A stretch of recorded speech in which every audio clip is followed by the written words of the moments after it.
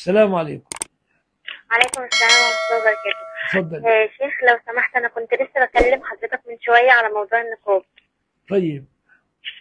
دلوقتي أنا في سؤال نسيت أسأله لحضرتك. ها. هل ممكن أبويا يدخل النار بسبب إن هو ما لبسونيش؟ يعني أنت تريدي تقولي لأبيك يا أبي إذا يعني أبوك رجل طيب، أنت بنت متعبة، أبوك رجل هو صالح. أبي قال لي كده، قال لي أنا مش عاوز أدخل النار بسبب إن أنت مش تلبسي النقاب. هو أنت معلش أنت حلوة ولا جميلة ولا معفشة؟ مش عارفة الصراحة. لا يعني ما أصل إذا كنت حلوة وجميلة وأبوك خايف عليك من الشباب الفاسق يعكسوكي، أبوك رجل صالح ويحافظ عليكي. لكن إذا كنت عارفة. يعني معفشة خلاص، هنقول له يا خربانة خربانة.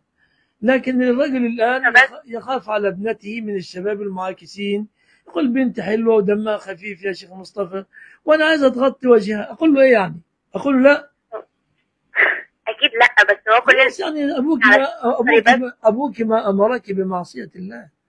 أبوك رجل صالح ويريد المحافظة عليك، وأنت تدعي أن نظرك ضعيف ونفسك ضيق كما تدعي سائر البنات التي تريد خلع النقاب، تقول نفسي مكتوم وعيني ضعيفة ومش ما شايفة عنديش كلهم. مشكلة فيه والله. على كل حال بلبس نظارة. أجبناك يغفر الله لك، أجبناك عن الحكم. إذا كان هناك ضرر لا ضرر ولا ضرار، ما في ضرر، ما في ضرر، غطي الوجه أسلم لدينك. الوالد يعرفك عني، الوالد يعرف هل بنته فعلا نظرها ضعيف وتعبانة ونفسها ضيق أو دينها اللي ضيق، أبوك يعرف. فأبوك رجل صالح فأطيعيه قدر جهدك واستطاعتك. بارك الله فيك.